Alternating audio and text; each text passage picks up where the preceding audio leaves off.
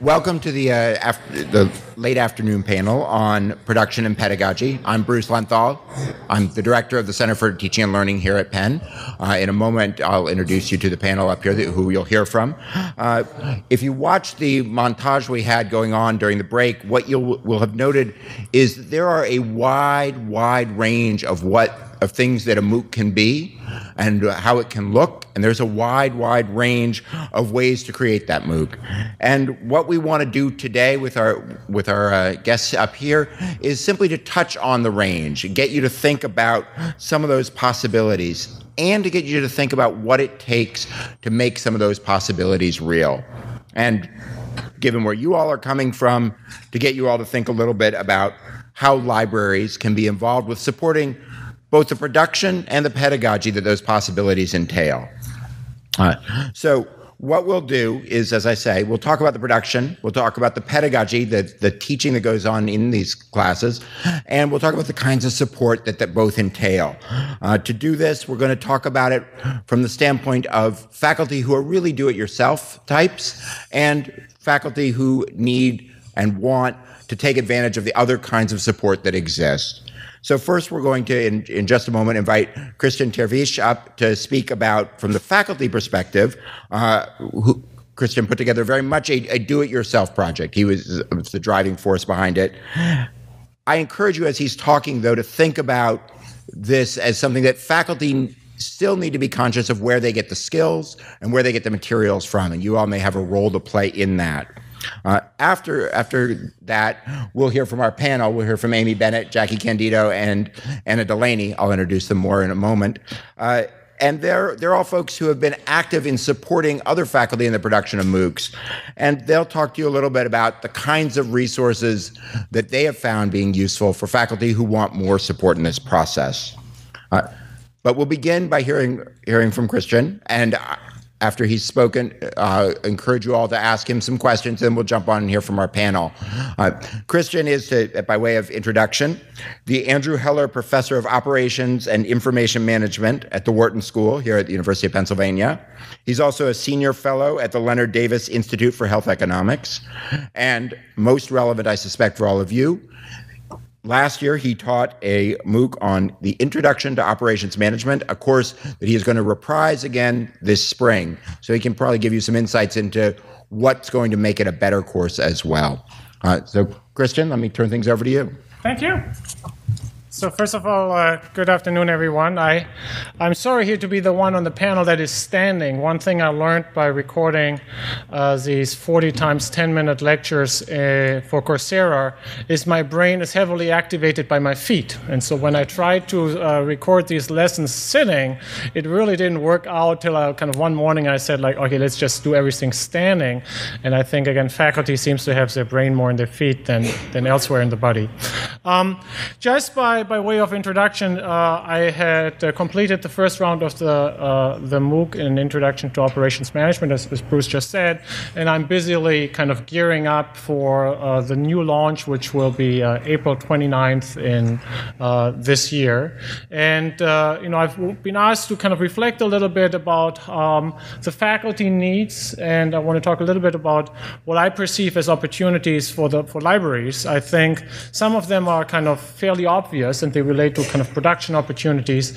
As the second and the third, for my kind of three takeaways, if you wish, I wanted to be a little out of the box, and so you should feel free to totally reject them, but you might find them interesting.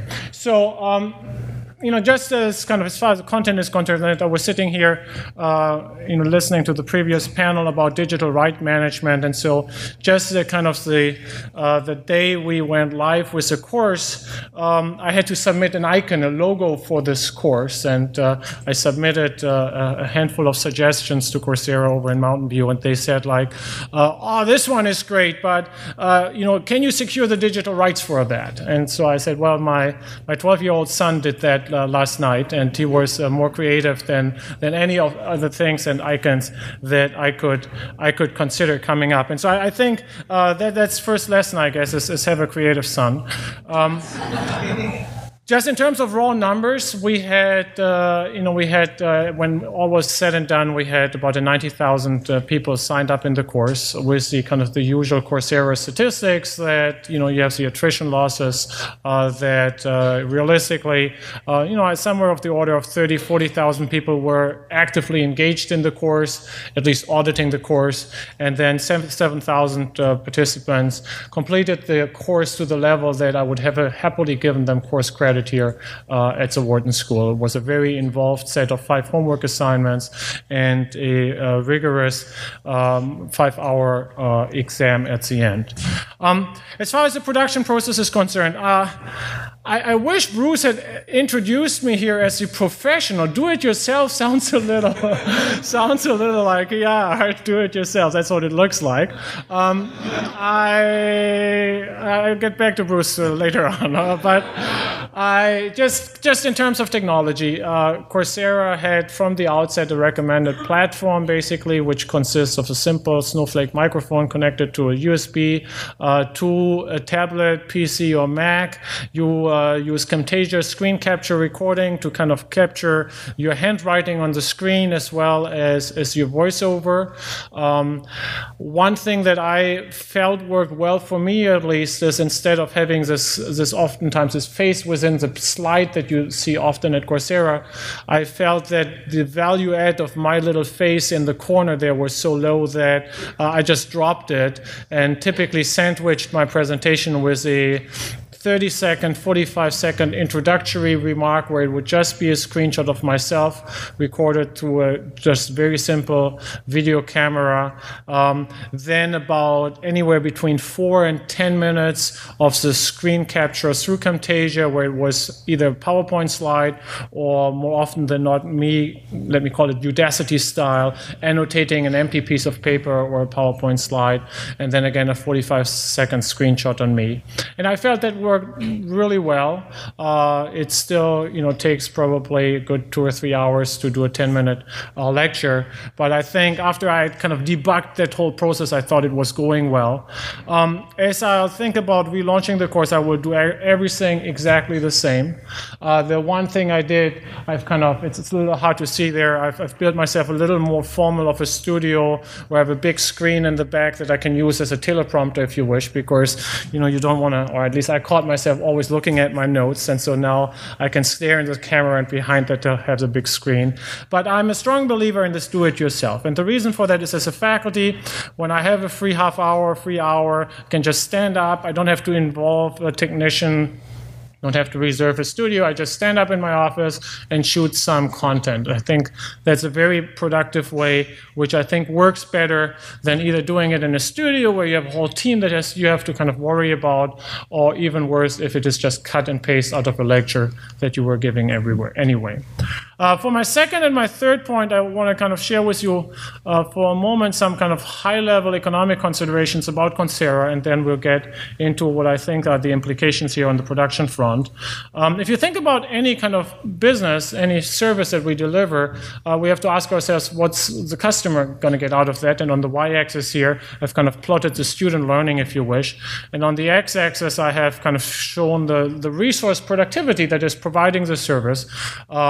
At the upper left, you can see the office hours, which are friendly to the students, but really kind of a pain for the faculty typically, because I have 400 students in my course, in my Penn course, and so that means if everybody of them comes to office hours, it's just not going to work. And so you kind of think of this tension between, on the one hand, delivering the kind of the quality of education that our students come to expect from us.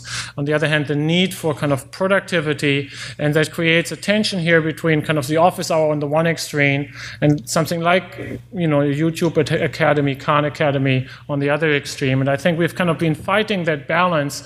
And I think what Coursera has done in many ways is has shifted the frontier. It has allowed us to generate more learning with the same resources. And I think that's been wonderful on many dimensions. But I think realistically, if we're really honest with it, and I state this at the risk of being arrogant, I still think you would prefer to come to my live class than come to Coursera. right? So I think there is a real value of the live class still. And so if you're really honest, we've kind of somewhat sacrificed quality. And so if we want to think about the future of the MOOCs now, well, it's already given away for cheap, for free, right? So we can't get kind of that user dimension, we can't improve anymore. And so the only way is up, right? If we think about where the next generation of MOOCs is going to be, it's going to be more learning out of the same time investment from the students. It can't get cheaper than free. And so let me share with you, on my last two takeaways, let me share with you 2 points I'm currently working on for my relaunch. The first one relates to user-generated content. And my dream, teaching operations management. If you have kind of never had classes in operations management, we teach how to make things more efficient, how to make things faster, how to provide higher quality. And so my dream has always been to kind of take a production team and really visit hospitals, restaurants, production facilities, and just shoot documentary level quality, which is obviously really kind of from a resource perspective is really expensive if you think about the production process. And in my last discussion with Daphne out in Mountain View at Coursera, she said, like, Christian, why don't you leverage the power of the community here? You have thousands of people who actually run operations in your class. Why don't you have them do the work? And so we founded what we called the Coursera Operations Challenge, which was basically an invitation to everybody in the community who was at work applying these principles to submit what they had done to their work and have this basically peer evaluated, crowdsourced. And out of that came some amazing kind of projects. They deal with things about balancing production lines, reducing waiting times in hospitals. My favorite one was a time and motion study of the Florida voting process, with me receiving an email that they had dramatically cut down the length of the waiting line and improved quality. And since then, my colleagues at Wharton have joked that if I had taught this course 8 years earlier, I would have changed world history. Okay. So you get a sense for the content, and what I'm kind of at the edge of doing right now. We had one of the folks in the course owns a small business and is a New York Times writer writing this column, "You Are the Boss." And I met with with Paul Downs, who took this course, really liked it, but he challenged me, like, help me more apply it to my work. And so we are in the process of creating a new track where we provide a handful of deliverables where the companies participating in this, or the owners or the managers of the companies participating in the MOOC, will actually upload the content and again get feedback from the peers, which A, gives them feedback, which is great, and B, it will, if you wish, create a catalog of kind of proven things that work for these businesses. And if you think about, again, the numbers here, 2,000 already in the previous submission, we got thousands of industry solutions that work that will create quite a library of knowledge, which I think has amazing potential. If you think about what it means for you, well, I said the magic word here. Somebody has to think about codifying that knowledge, structuring that knowledge, and making it accessible for the future. And I think this kind of user-generated content, if you wish, is a very powerful thing. In particular, I would argue it doesn't apply just to management, operations management. You could say the same thing about English poetry, right? I mean, again, there's user-generated content happening on these sites. These sites are more than just a broadcasting of the kind of the person blessing many with the wisdom. These are communities that are generating content, and I think that's a very, very exciting path to take forward. And then finally, I do have to disclose, I have a textbook, and I have a textbook published by McGraw for a pile of money. I'm not comfortable admitting in public. It's like $150 textbook. And I mean, since I've disclosed my conflict of interest, I encourage every one of your libraries to buy as many books of this as possible. But I think there's a really interesting, and again, the previous panel got into this, a really interesting question on how we use other pieces of content in conjunction with the MOOCs. Now, if you think about the traditional model of education, we typically charge a student, if you do the math of what it costs you to pay for tuition, and you look at the average number of students in a class, every time typically you come to a class as a student, you put a $100 bill on the table to the professor or the institution. $100 per class. Now, You would think that with $100 per student, per class, per session, all the bills would have been paid. No, right? We have been asking for an eternity. We've been asking our students to pay on top of that for business school cases from Harvard Business School, for textbooks published by McGraw-Hill. There are tutoring centers, there are readings you have to pay for in course backs, and so on. Now, you might like this or not. I don't want to be judgmental on that. But what makes us believe that we could do this any cheaper on the MOOC? Right? If we couldn't do it even with the people who pay us $100 per session, what makes us believe that we can actually deliver the content now that people pay us $0? Right? So I think that ecosystem of publishing, content distribution, test banks, that ecosystem is going to stick around, right? Whether we like it or not. And so I think it's a big challenge, I think, from a faculty perspective to just see through all of this space now and put together that combinations of learning games, simulation, cases, test banks, exams, all these things that you have on kind of the learning management platforms. I think that's where faculty needs help for orchestrating these systems beyond just kind of having a book in the library. I think libraries have really, in many places, including here, been getting very kind of into the technology and having a partner in the library who can orchestrate these systems that they become ultimately what they are designed to do, which is to enhance the learning experience from the student. So in short, I think the first one, I think, is a no-brainer. I think, again, there's obvious some faculty needs help, loves help in terms of setting up their recording studios, having somebody there as a video camera doing the sound engineering. But in all honesty, I don't think that's where you want to be, because I think that's a very commodity type of job. I think the second two jobs are much more exciting. I do think we have to think about the MOOCs beyond broadcasting. We have to think about the user-generated content that will be generated this way. And we have to think about these ecosystems of content. And again, it hasn't worked in the past, and I'd be surprised if from now onwards we'll be able to teach 100 times more students with 100 times less money, right? That ecosystem will stay in place. We might shake it up. New startups are going to emerge. But I think the faculty, as a faculty, I come to you and say, I think somebody needs to help us basically putting that system in place. And that's where we turn to you. Thank you.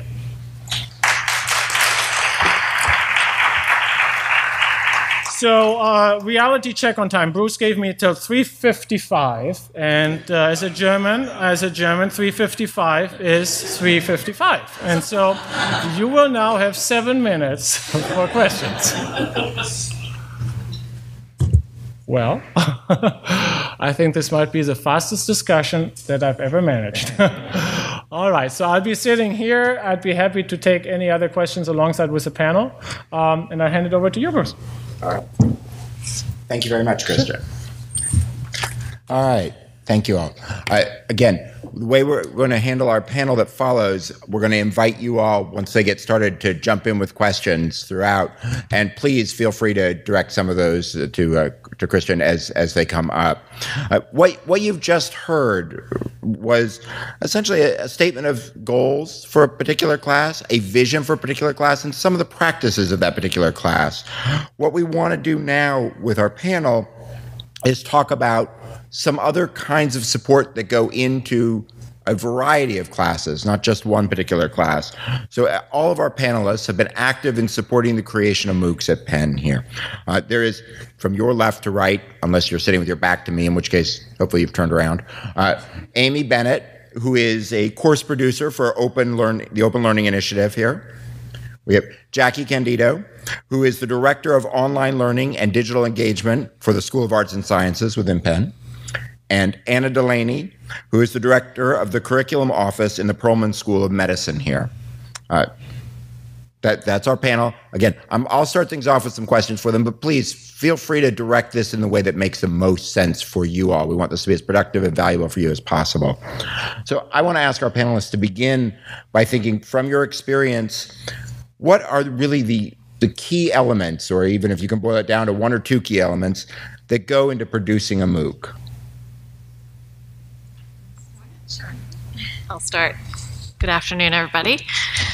So producing a MOOC isn't just sort of the start and end of the course. I think it's really important to think about what happens before and even what happens after, so we can build that learning back into the process.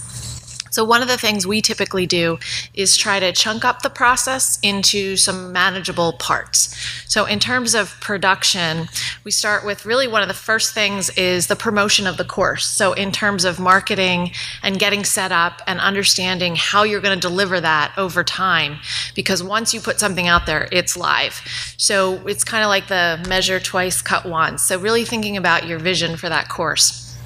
Then in terms of kind of the mechanics of your course when you're in it, so are you going to have X number of weeks, and how are you going to break down each of those weeks? Because it will differ from a semester or classroom setting. So really I would say how to leverage the platform, knowing that you have a lot of different options in terms of how you produce, and then how much people want to do themselves and what other kind of support resources can happen along the way. You want to add to that, Jackie? Yep, I can. So I can add to that a little bit. When you're going to produce a MOOC, the video production is the backbone of that course, but it's not everything. So it's only one little piece of it. So you have to remember to think before the course, what are the real objectives? What are my goals for the course? So a whole instructional design system really needs to be part of thinking about this MOOC. The other piece that you really need to think about is how you're going to communicate. Because when you're in a live class, it's really different than in an online class. And you really have to think about specific communication and being very detailed and articulate in everything you're going to communicate, because a lot of it is in writing. And so you really have to plan that out. How am I going to communicate the introduction? How am I going to communicate each week? How will I tell these students what is expected from them? So those are two big pieces. Yeah, so at the med school, we have a little bit of a different perspective than you do, and that my faculty require a tremendous amount of hand-holding, and which I provide for them. So our big thing is the production for sure. The talent, excuse me, the faculty are really like almost the small. I mean, they're important, but they're really the smallest part of the whole production process. You have to have an excellent team. Everybody has to know what their role is. Somebody has to be paying attention, or it's not going to happen. And that is from the start to finish. It's before you even think about doing it, and it's after it's over and going back and reviewing it. So there's a lot of stuff going on behind the scenes. You all talked about the question of start and finish a little bit. I wonder if you could speak almost more directly about when is the start and what is the first thing that you think happens with these courses? You mean when you're thinking about starting a course? When you're thinking about starting a course, where does it begin? I think that varies. Yeah. We've actually tried to, one of our goals is to put some data behind this and to figure out what the ranges are, but we've also tried to put out a timeline so you have realistic expectations. So we say typically it starts a minimum of 6 months before your live date. And a lot of that time is building up your enrollments, promoting your course, and that gives you the time to kind of figure some things out, try a video, redo it when you need to, and kind of tweak things as you go. So you build up kind of a first couple weeks of content and structure, and then from there you have a little bit more agility in how you want to deliver. So we say kind of that 6 month time frame, and then in that next 3 months building up your enrollments, and then you sort of announce the date. And once you announce that date, you got to be ready to hit that date and go live. It's also a matter of finding out what it is you want to teach. I mean, you can't just, you have to think about what the market is, what if there's a niche that's not being covered on the Coursera offerings. I mean, we don't just ask any faculty member to join us in this endeavor. We think of the people that really have content that is appropriate for a Coursera platform, for a lay public, and who's going to do it. So it's even before you start thinking about the course itself, you have to think about what you want the course to do or be. Yeah, I would just, can I add one more thing? Please. That 6 month time frame, we have a proposal process, and it's formal but not overly formal in terms of getting what we do is we ask the faculty to look at your competition that's out there, really think about what you're going to bring back to the classroom as well, how you're going to measure the success of this, because that's not an easy thing to do in this kind of environment. You get a lot of feedback, but what does success mean to you or your institution or the individual constituents within that organization? So it's really kind of, again, asking the questions upstream so that the faculty really, and to make sure the faculty really want to do this and are engaged in doing this, because that's a big factor of this, I think, as well, is their engagement. So one other thing to note here is that these are guidelines. So in an ideal world, you might have 6 months to plan for this. And when Coursera was first announced, we had about a month. Right. And then we started recording and out came the course. So it can be done in less time. We've had a professor, start to develop his course and then realize, oh my God, this is going to take me a lot longer than I thought. So it could take a year to do a course. So we have a lot of variety, and it all depends. A lot like the last panel, it depends. But sir, yes, please. Can you go to the microphone? Sorry, I'm curious. Do you have any standards that you are trying to apply or trying to develop? And, we've seen the one course that Christian showed us where he was essentially speaking and teleprompting, and not teleprompting with the pointer. And then we saw the course earlier, which had a lot of animations, very different production values. So do you have any assessment information as to, what, which ones complete the course more often, he discussed numbers, do you have similar numbers, or what works and what doesn't? Do you know that? Can I clarify? You're particularly thinking in terms of the kinds of videos and the results on course completion, or more generally? More generally, what work? I mean, it comes down to what works and what doesn't. Okay. Does one work or does the other? Are there standards? Are you currently trying to develop standards to try to, standards that work, I guess. Okay. So do we have ideas about what are components of a successful course? Want to go? Yes, we do. So it depends again. Really, we have had from one end to the other do-it-yourself style courses, the calculus style course where there's tons of animation. We've had professional studio recordings, and we've had on-location recordings, and they've all been really successful in their own way because they had different goals. So really the thing to do is to work with each faculty member and decide what is it you really want to get out of this course. What are your objectives for the students? What do you expect them to get out of the course?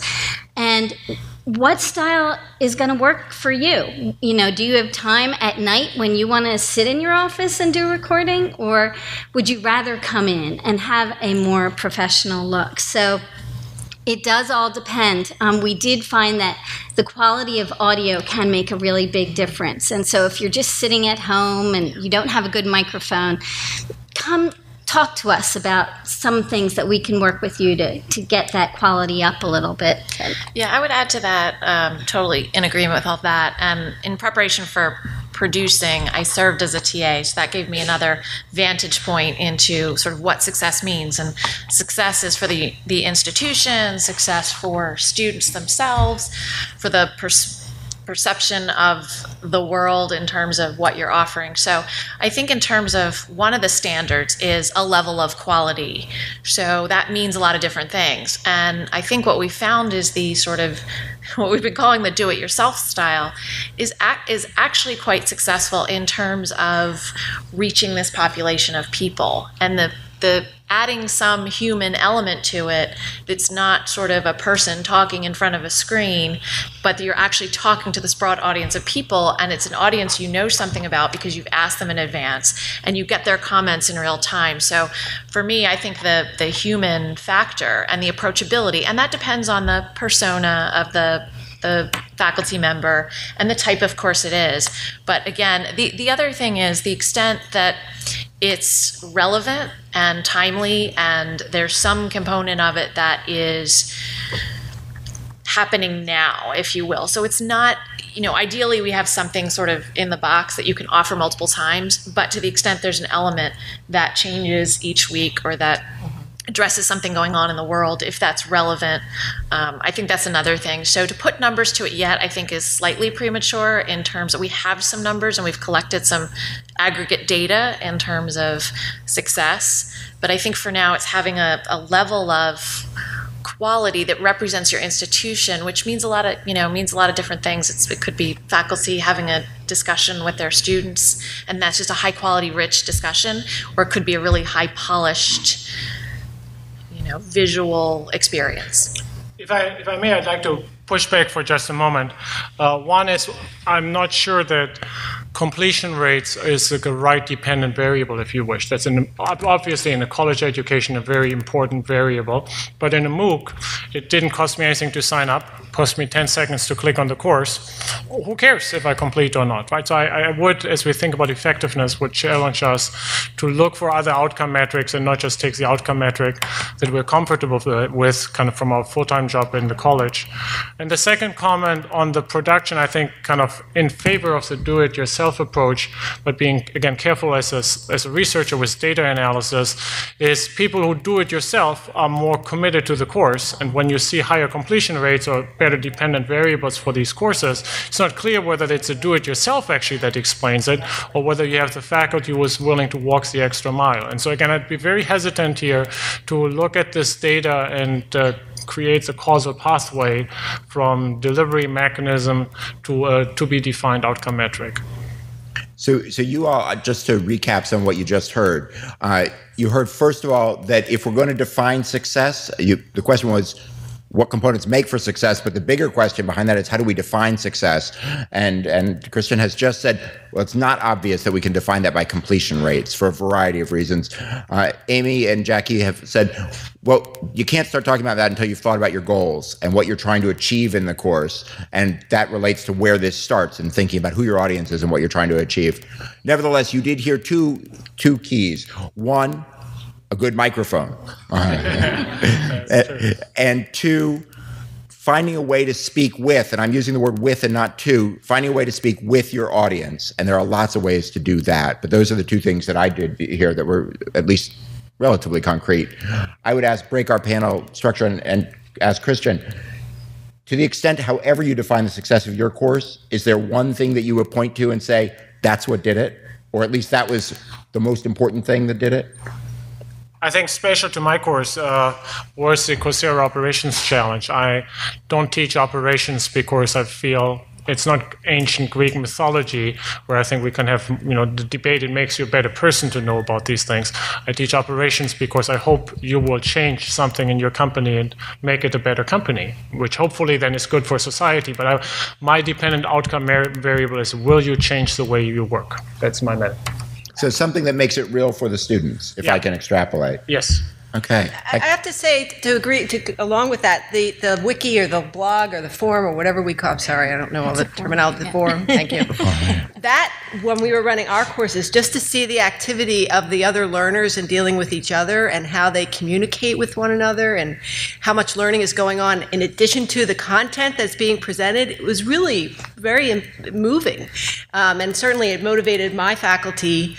They were very impressed and really enjoyed it as a result of that. Is that successful? I don't know. It seemed to be, but I agree. So Anna, you're pointing to the activity that happens on the forums where students are talking to each other. Yep. Great. Yep. Please, can somebody is there a microphone near you? No, but I think I can be heard. Can you all hear? Yep. Excellent. Excuse me. I'm wondering if you've done any studies of why people do not finish the course. I'm a book reviewer. I get boxes of books, but a publisher would call me up and they would say, "Why didn't you review so and so?" I've at least read a page and I could say, "Well, it didn't. This was not within the scope of what I'm doing at the moment." And since people aren't paying for these, it seems to me it's in the same thing of my opening books and deciding I'm not going to invest the time in finishing reading that book. It doesn't say anything about the author. It doesn't say anything about the book. It says more about me. So do we know what do we know about why people don't finish? Remember, these are the people that in some ways disappear, so they're a tricky group to work with. Right. So we did a survey for one of our courses, and you do get results all over the place. So some of the ones that I really remember are that I had a mother and a child, and they were taking the course together, and they didn't care about finishing, they didn't care about any getting on the forums and getting into discussions. They cared about the experience that they were having taking this course together and being able to discuss the topic. We had another guy who said, I was engaged, I watched all the videos, I didn't get totally into all the forums, and I didn't complete this, but I was mainly taking it so I could impress this girl I really like. So you're all over the map with why people originally take the course and click that button, and then what they really want to get out of it. That's a personal thing. So we have a definition of success we can work with now? It's definitely not the completion. Marriage. Yeah. All right. Could be. Well, But it's an Go interesting ahead. platform being sort of kind of synchronous, kind of asynchronous. Right. You're in this week and you have typically a week to watch the videos and do the material and have the discussions and et cetera.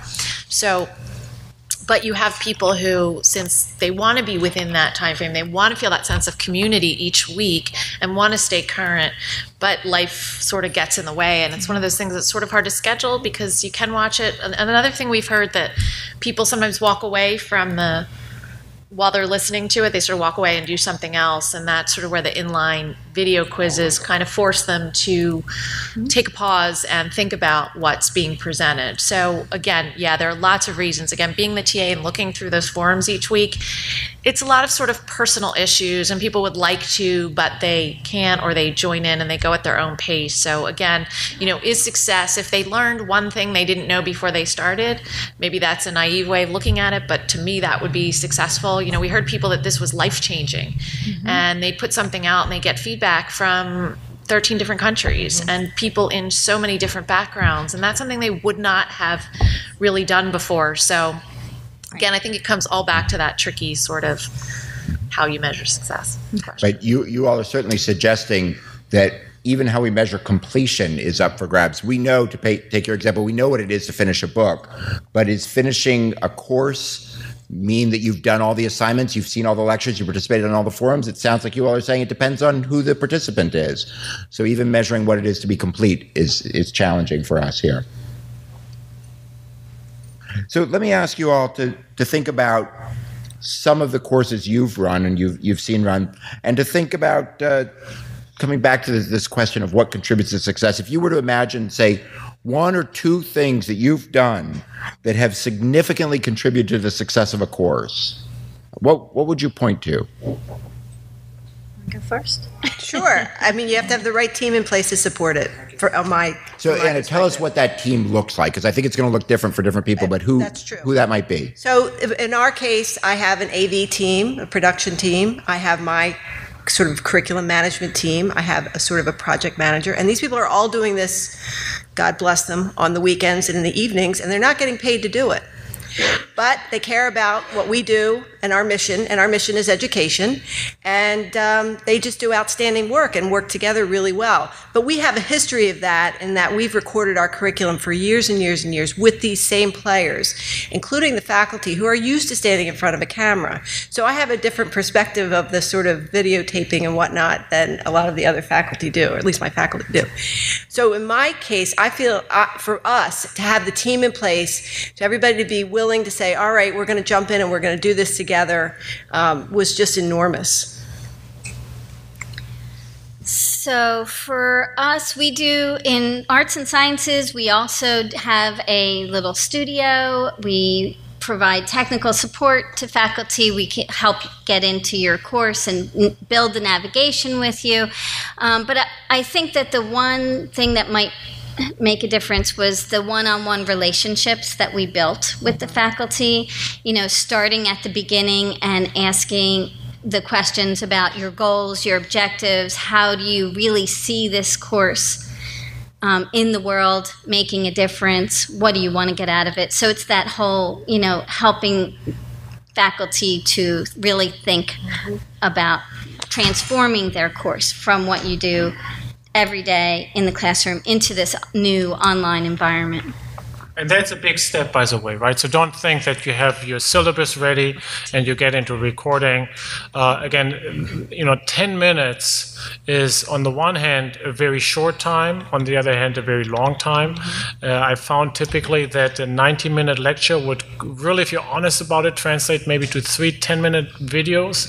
And you have to really discipline yourself to think through the script. That's a lot of work. I've been teaching that course at least 40, 50 times before. And I totally underestimated how much time it would take to have a really carefully designed script. But I think that that is what will move the needle ultimately. You cannot just take your normal course and move it to a new platform. You have to be willing. And if you look at the Udacity or so, they chop it even finer. But 10 minutes is the kind of already a big chunk. This might be a place to tie back the library support piece into it, because one of the things that I think is definitely helpful is having some outside look at the course. So in the open learning group, one thing we do is we see across all courses and we kind of watch the schedule of courses and the differences between courses and provide kind of an unbiased perspective of that. But the QC of the content and the course is very key, because again, one sort of typo is out to the world instantly, or a scoring issue. And these things do happen, or the platform going down. Actually, when our course launched, the platform went down that day. And so that very day, and I was up at midnight watching it. And, so things like that. And then you have to think about, well, we had a Twitter and a Facebook page so we could communicate with this population of people. So there are things that are going to go wrong. So how do you control for what, you can control for, knowing that there's going to be the uncontrollable things? And from a library perspective, I think there's a lot of places where sort of this, not oversight, because you want to keep the onus back on the course, but potentially a way to serve as a kind of partner in the process, I think is really a strong possibility. And that's an interesting suggestion, Amy, the mention of the Twitter and Facebook pages, which many of these courses use, and the fact that it's not necessarily then for faculty simply about mastering the Coursera platform, but about thinking about what are related platforms that may be useful for them. And that's obviously an area that some libraries are set up to be very helpful on. I want us to move that direction. I want to invite you all to jump in with questions, so this is as relevant as possible to you. Go ahead. Yeah, I have a couple of questions from Twitter, and I think that this goes back to Anna's point either, but somebody wanting to know, is there funding made available that helps to build courses? And it sounds like from no, this is on top of the day job. I think it depends on where you are on the campus. It depends even on which university. Or with school, even at Penn. Yeah, exactly. But we have funding in arts and sciences. I mean, I've actually calculated out based on the FTE effort of the people that are working with us and the TAs that I'm paying, who are typically senior medical students who are interested in the field, so they actually really enjoy doing it with us.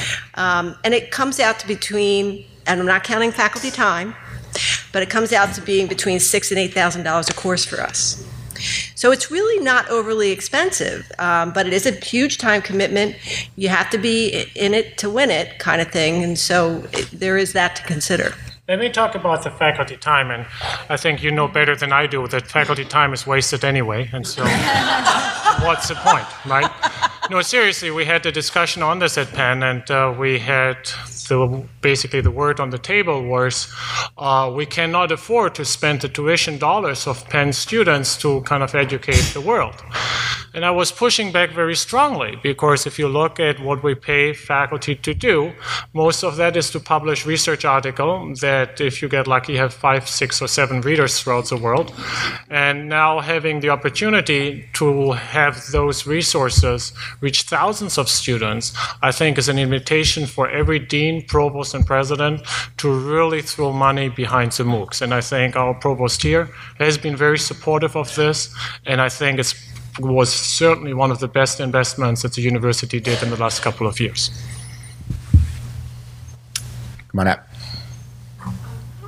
I have a question for you about the learning analytics, and there was a comment earlier today about whether or not it sort of changed your teaching, but I wonder when you're going back for the second time, can you look and see if, for example, some of the people who might have not completed were maybe didn't have prior knowledge that was setting them up well, or the other thing I can remember is from being in your course was the video, the little questions from the video lectures.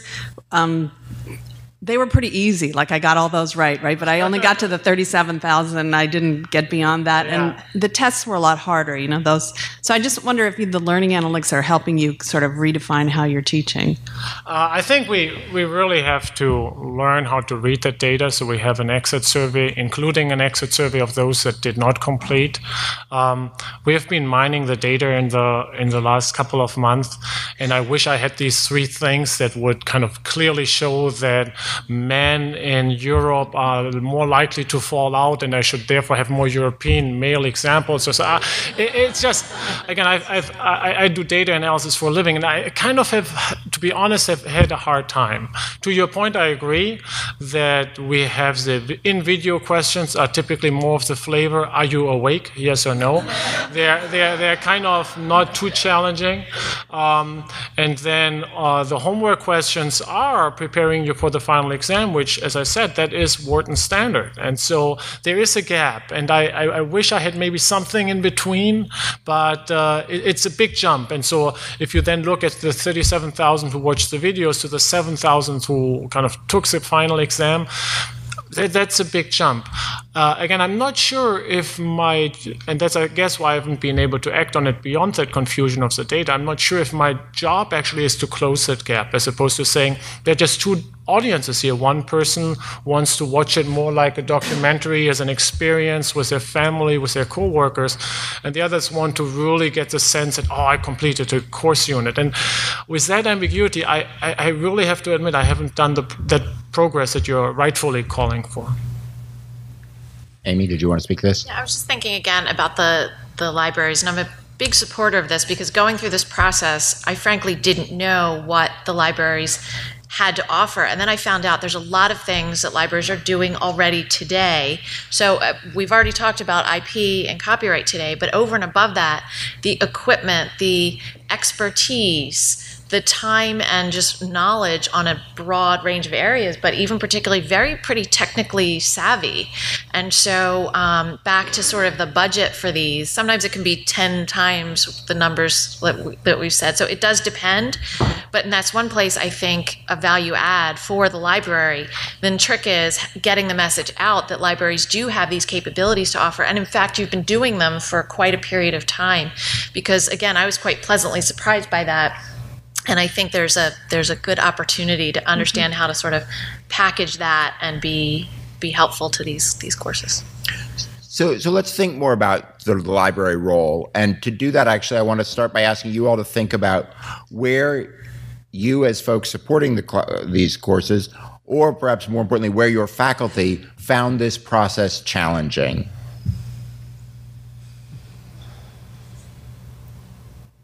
Well, I would say you mean having a library support? No, I'm sorry.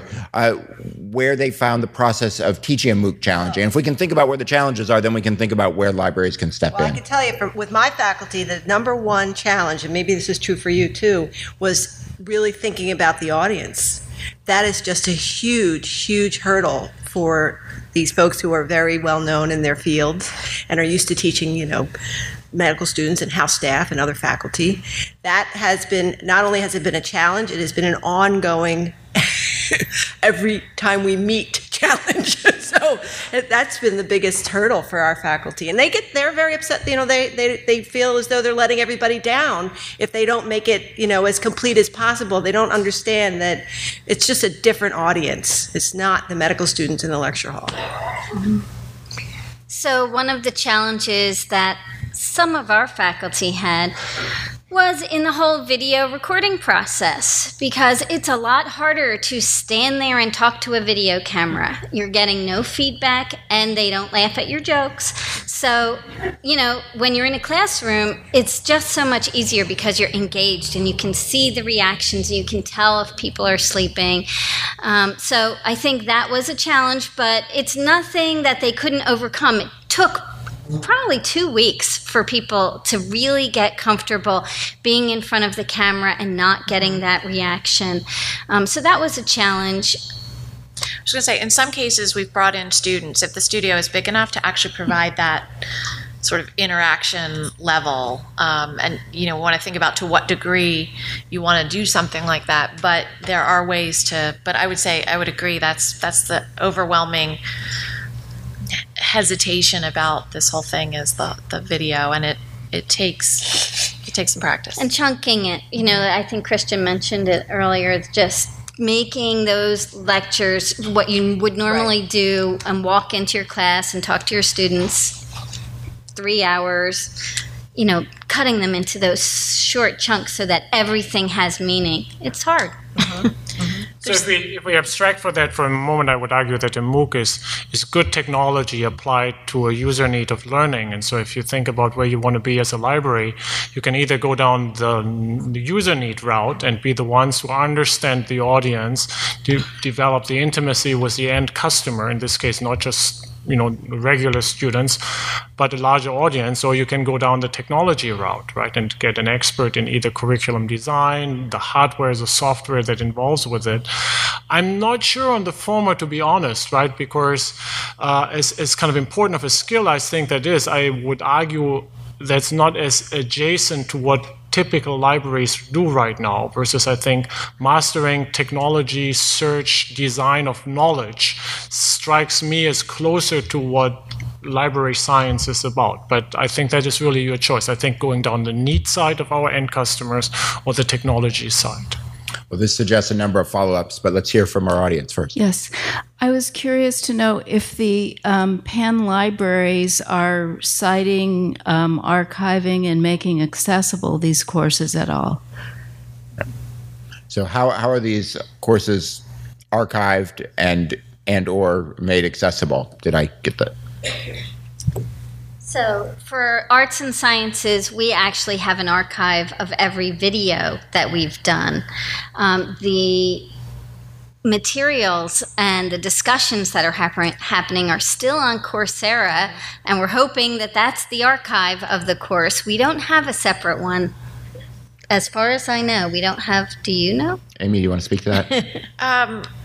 Just isn't any backup kind of scenario. We do tend to back things up. Also because people are offering multiple courses and they want to make some changes and that sort of thing and review things offline. There's rubrics. So you tend to kind of create that document before it goes into Coursera. So essentially you are kind of creating that archive anyway. So we kind of do a backup system as you would with any other setup. But that's half of your question, right? The other half was, okay, we have this archive. Does Penn make it available? Right. Outside of the Coursera platform. And in any kind of repository, make it save it and archive it. Yeah. So what you've heard on whether it's saved, the answer you've heard is yes, as a backup. But not centrally at the library this date. Right, but not centrally in the library. Right. All right. And as far as availability right now, no. So you're getting heads being shaken for those of you who are listening. Okay. Yes, please. To Christian's point about end user need, if a student in one of Penn's Coursera classes has the kind of questions they would on campus bring to a librarian, is there library support being offered through Coursera, or is it going through their local public library, or is it going nowhere?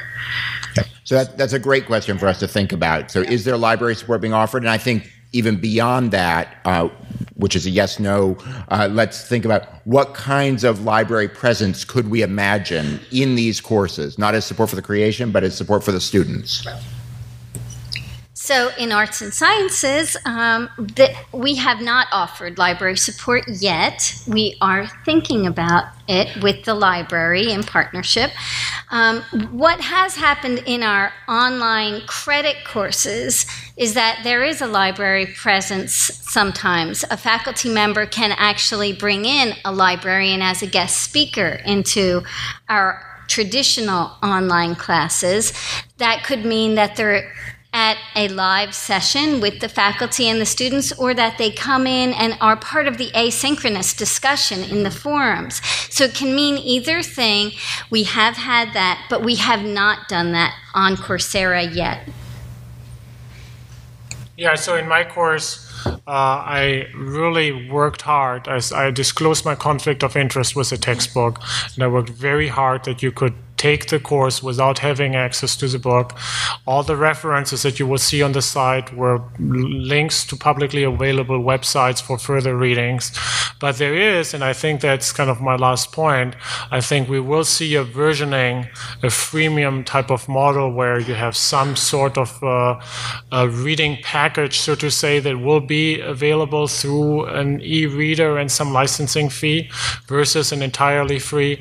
I want to push very hard for the entirely free, I think, in the sense that I feel that a student should be taking my course without paying for it. But if a student wants the full experience and the extra reading, for my course at least, it has meant that I would assign from now onwards an electronic reading package. So there are two answers you've just heard about it. Imagining possibilities. One, that your librarians can be presences that come in and give a package, either a lecture or another kind of material that might be things that guide students to doing kinds of research, or that they can be involved with compiling e-readers as well. Before we will get this, but I want to see, did you all imagine any other roles for libraries in courses that's supporting the students? Amy, you're nodding. Did you want to? Go ahead. Yeah, so we've talked about some things already, but in terms of potentially providing the faculty with support on reference materials, so I think, or knowledge about networks that might exist for students or side materials, I think that's definitely a place. Certainly the expertise on the video presence and the expertise behind what it takes to offer something online. So it's kind of a mix of pedagogical and technological expertise, and I think that's a really key area. But I think the main thing is, again, the resources that the library has. So it's up to the library to figure out what those resources are, and I think not wait to be asked. So make the argument that you do have things, because you will know best what your resources are. That's true.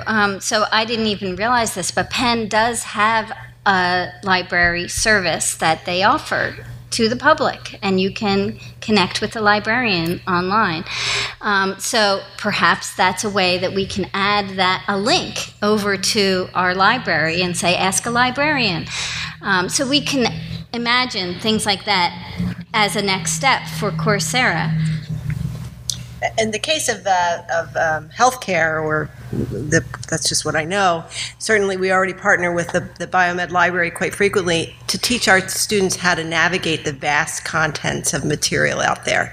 That's not something my faculty naturally know how to do. That's why we have the library to help us. Mm-hmm. That, I think, is a huge role that the library can provide support for that, and maybe even your own Coursera course on how to navigate all these massive databases, how to recognize a seminal paper. Students are very confused about that, and they need help.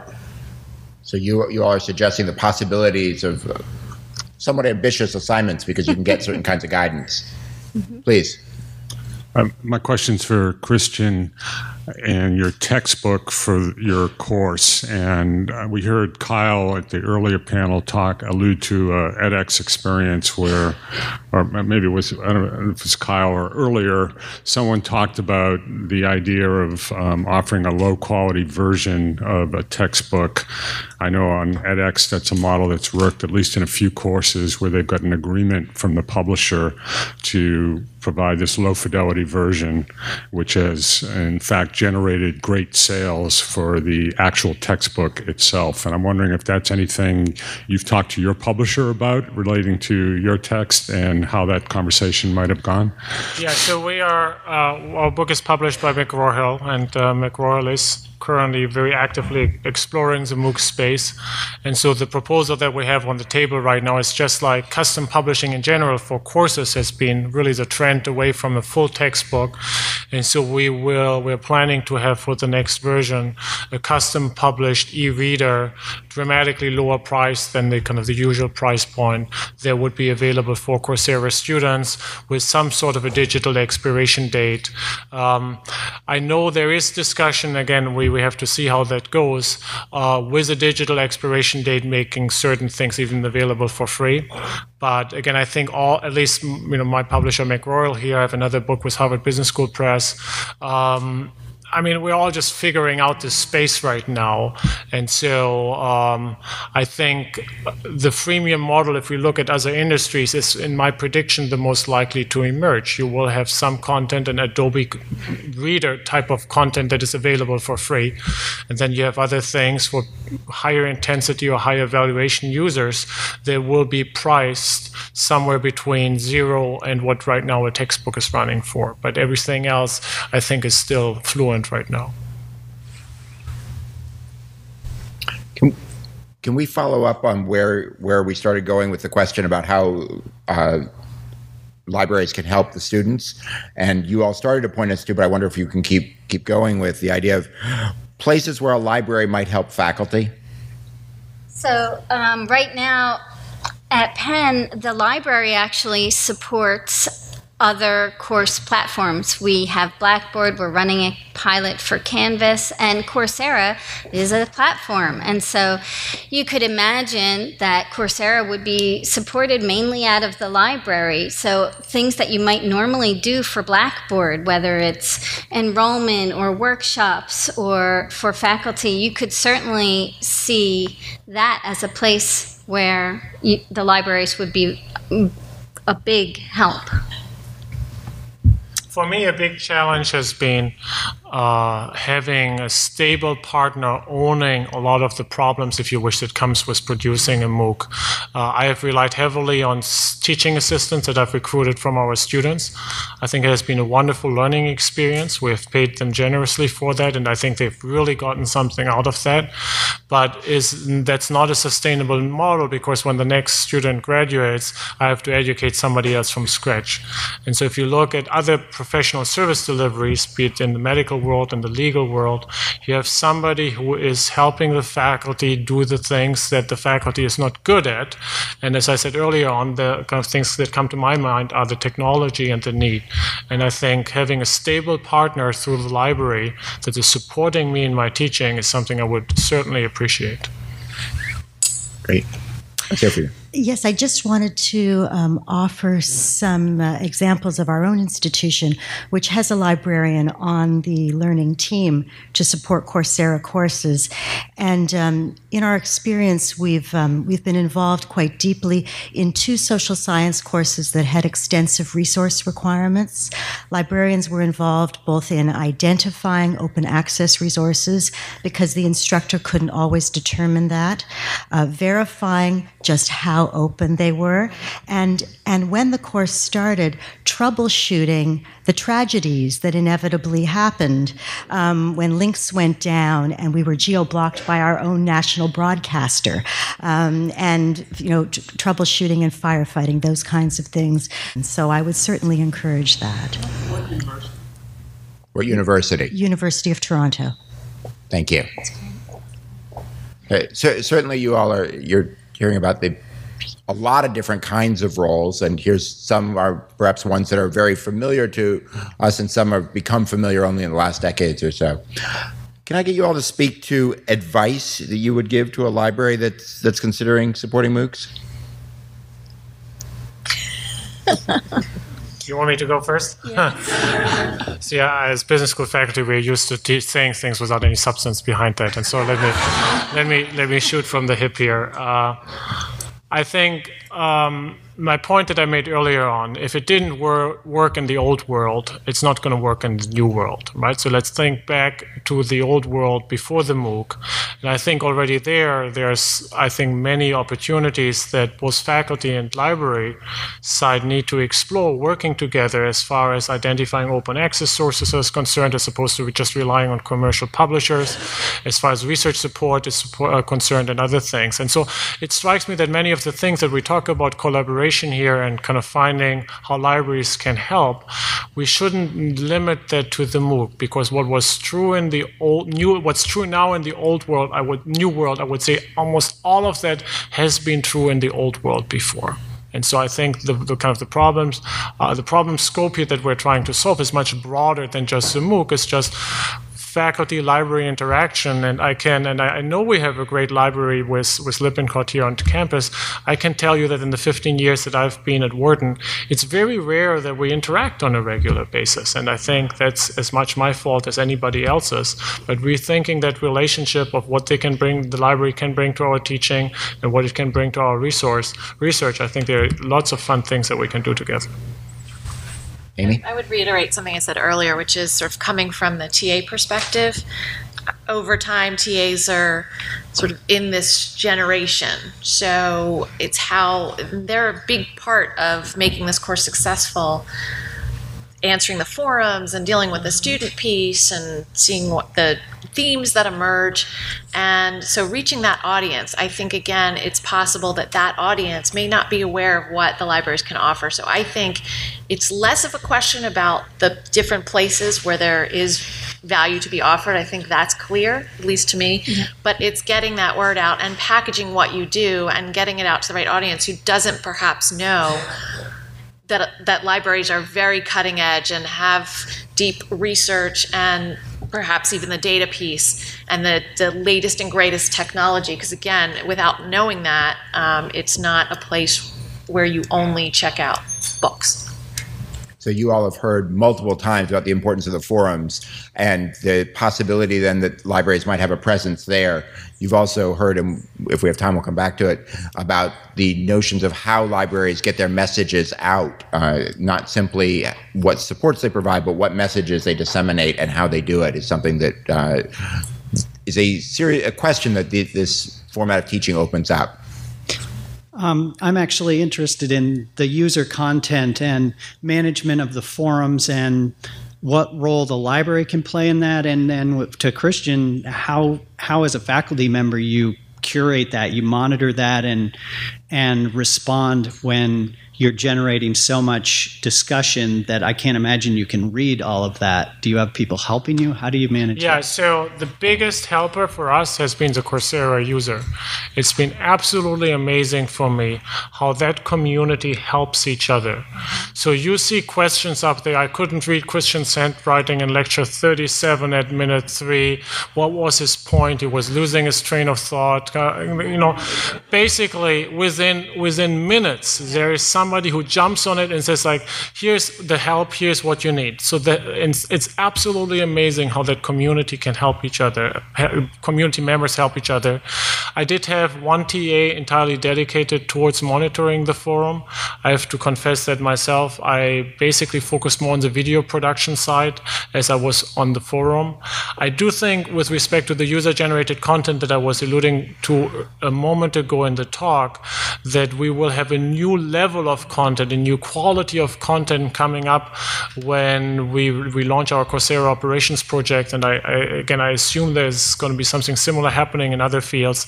And I still have no idea what to do with this unstructured data. I can just imagine how rich it is, but I think it's going to be exciting. I have no idea what to do with it yet. So I would like to add to that in one of our first courses that we didn't really know what to do with the forums. We had, let's have a week 1 discussion and let's talk about this, this, and this. And we set up this organization, and the crowd went wild. They went off in this direction and that direction and so many different directions that the next week we said we have to be a lot more organized. So that might be a way where libraries can partner with us as we're building the course to say, think about organizing your forums this way. Add a level of organization that we might not have without the library. I could also imagine a librarian having a forum of their own and ask the librarian kind of thread that students can go to when they need help. So I'll just add to that from the TA perspective, and I was the only TA on it, so I didn't have multiple resources, but that would be the one thing I would look for is, while students do have a very rich dialogue with each other, then what do you do with that information? Because I was looking at the quantitative data, and then each week I wanted to provide the faculty member with, well, what are they saying out there? Not just the technical issues and things that you have to deal with immediately, but what else is going on out there? And it was just impossible for me to know what to do with just that amount of data and just have it be so qualitative, or even how to organize that. And that's really where the kind of feedback is coming from. And it's immediate. So you do a lecture and it's right there, and you can do something with it and you can act on it. But combing through it just was nearly impossible. So that would be a huge area, I think. It's just fascinating to see these forums unfold. I mean, it's unbelievable. To your point that the community teaches each other, they also yell at each other. I mean, it's just really amazing. And the TA was hugely helpful. If you were going to do one thing, I think, to really understand how to run a Coursera course, I would say you should be a TA. Because you're really seeing the course unfold to the learner, and that's what it's all about. And you can't guess where it's going to go. So it was just fascinating. We have alluded to the notion of libraries marketing themselves and representing themselves to the world. Do you all want to add to that? Is there anything else that you all want to contribute to that idea other than the fact that libraries should be conscious about that? I would just say, keep building relationships, collaborate. For me personally, I have contacts in the library that have reached out to me, and that I appreciate that, and now I know who to talk to and the kinds of things that can be offered, and I wouldn't have known that if people weren't contacting me. So reach out. And with that, I think sort of the cross-pollination. So we have, as one of our top 10 quick links on the open learning site, is IP and copyright, because that comes up every single time. And to the extent we can help people think about it and drive them to the experts that we have. So, and then on the library piece, drawing them back to us. So just getting the traffic to move in the right sort of way, I think. Okay, a final question for the panel. What's been the biggest surprise you've encountered?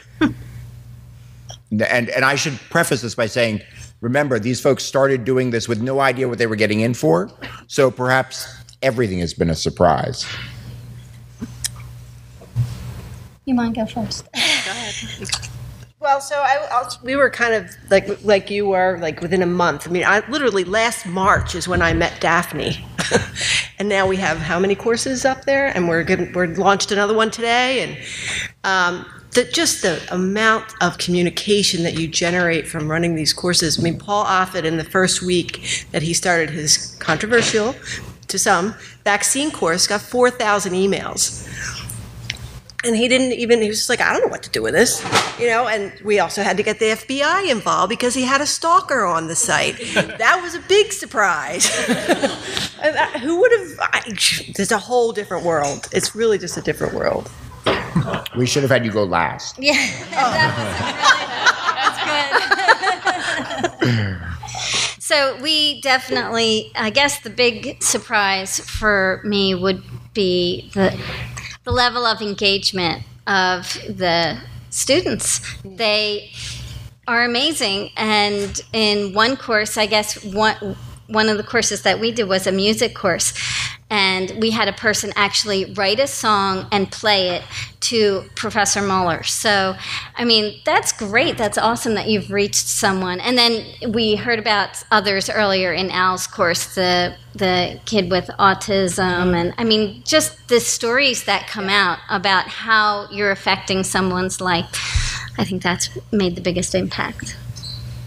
Yeah, I would add to that because it's certainly the positive things come out of it. There's some of the technical surprises that you deal with and are inevitable, but I was TA for design course, and I believe the Innovation Tournaments was a book by Carl Ulrich, the professor for whom I TA'd, and Christian, and we got to do, and I took that class in the classroom, so then I got to TA it, and to see, we did a competition as well, and did a tournament where people voted on each other's ideas, and there were hundreds and hundreds of responses, and again, just that engagement level, because you're doing something, this was project-based, so you can actually do something project-based, take a picture, upload it, and you've got a kind of a three-dimensional thing that you're creating over this 8-week period of time. And that was really exciting to see people building stuff, out of the garage or whatever, and responding really positively and giving people feedback. And then some people went on to actually try to make those business ideas work. So that's always exciting when you see that. So one thing that I think runs through all those surprises, for good and ill in one case, is that really what happens here is not about the massiveness necessarily, but about the connection and the ways in which people are connecting to one another on a mass scale. But if you listen to all of this, the human quality is what I think runs through all three of those final stories. And frankly, when Christian talked about the excitement of his course as well, the ways people are really connecting with each other and the material in a very human sense. And I think that's an important goal to strive for as we're imagining what are our goals and how are we defining success. I think that clearly colors what you've heard here. What you've heard here has been not a single blueprint, however, for what to do or how to do it, but rather, as we showed you in our opening montage, a wide range of ideas about what a MOOC can be, how a MOOC can be produced, how do you deliver it. It's not homogeneous, and it's certainly not settled. So the challenge I would like to leave you all with is one of imagination, not one of execution, but one of imagination. Just as we have this wide range of what a MOOC can be, I'd challenge you to imagine what are the wide range of possible ways to be involved and to be supporting those kinds of products. Thank you very much for your attention. Thank you, panelists and Christian.